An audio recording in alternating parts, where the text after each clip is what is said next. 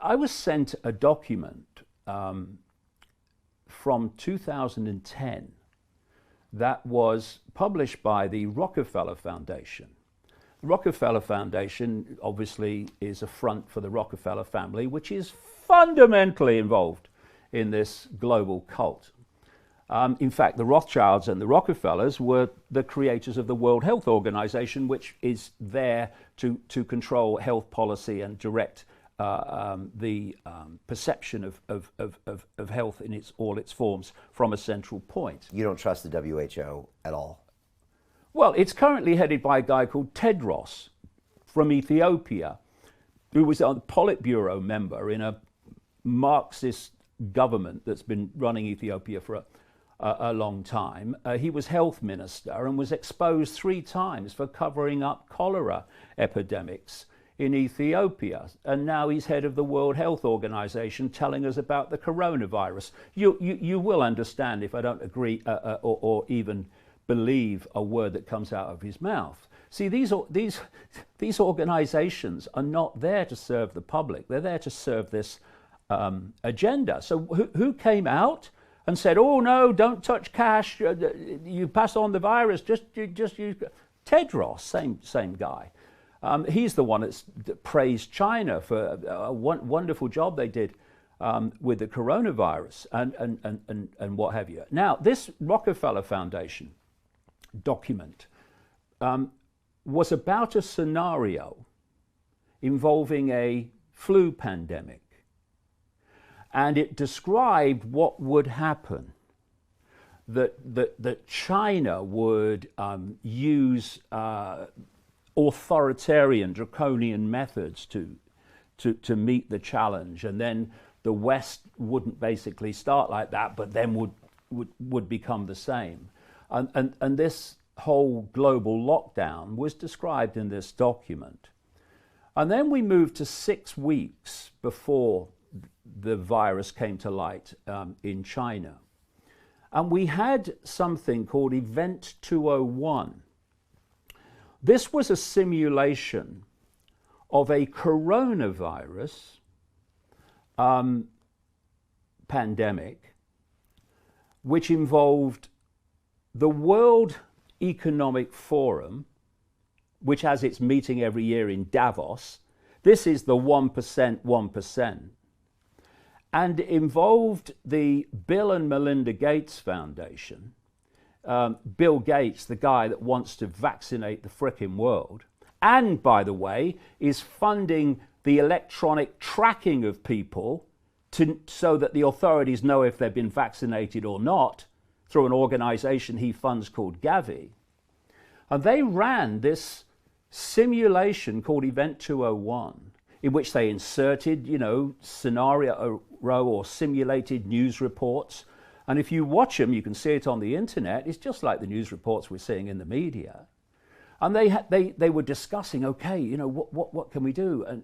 And there was a whole area of this simulation where they're discussing how they control information.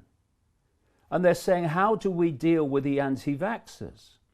How do we make sure that the official narrative of the pandemic is the one that's dominating the internet and all these lines of communication, and not what they call conspiracy theories, putting another point of view.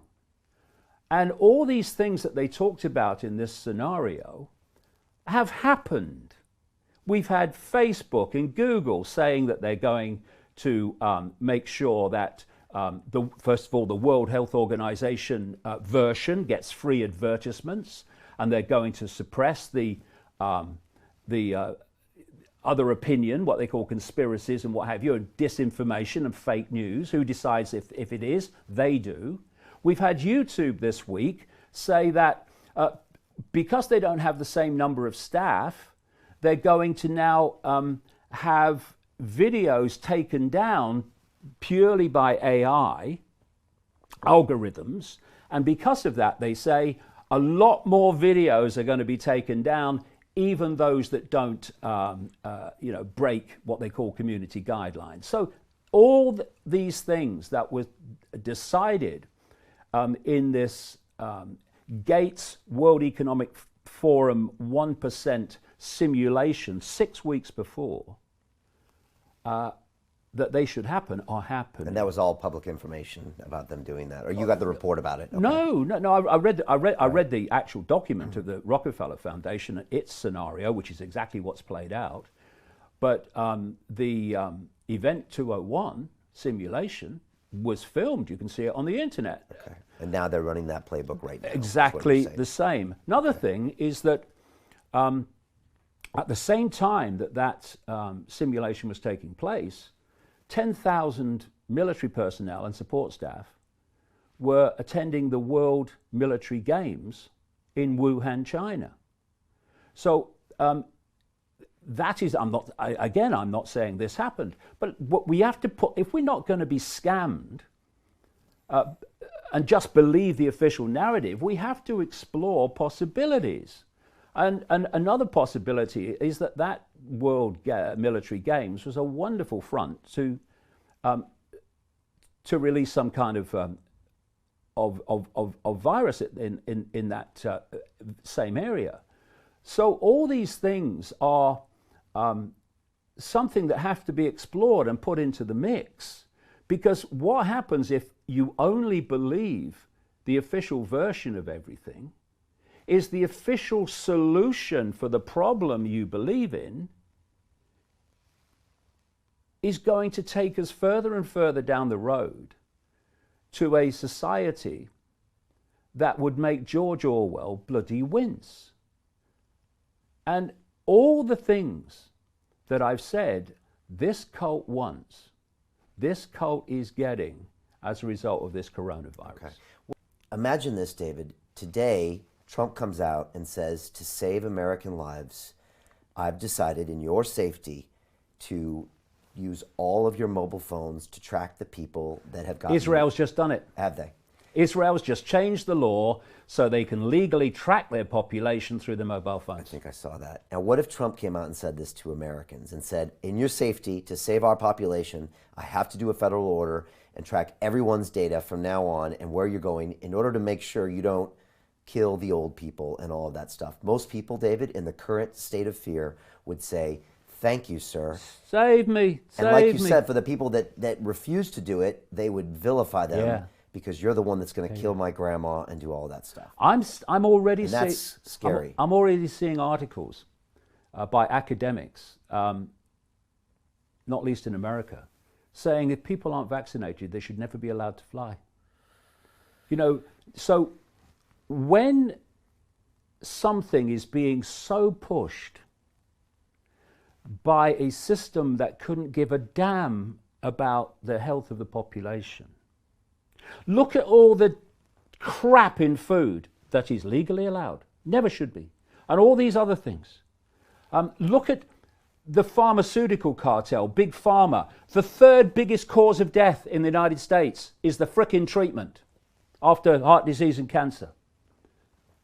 They care about the health of the population. How does Big Pharma get its money? By the population being sick.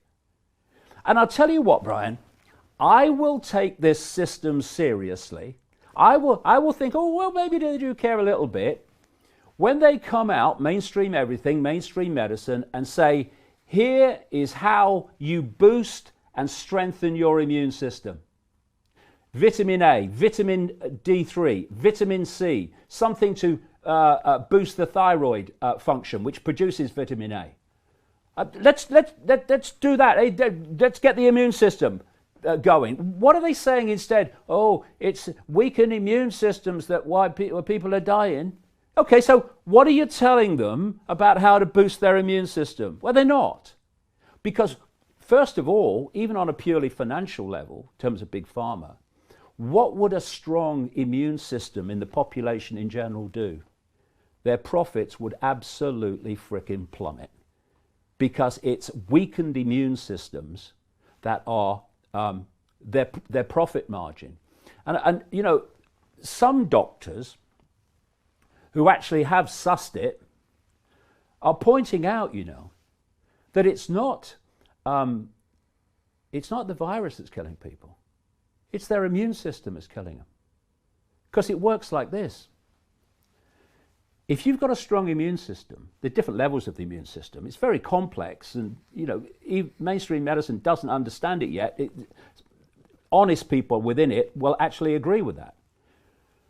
So it's making decisions on vaccines and all this stuff. It doesn't even understand the immune system and how it works. Anyway, there are different levels of it. So you get a virus, the first level will meet it, then the second level will meet it, which is much more specific to that virus. This is the level that creates the reaction that's absolutely encoded to meet that particular threat.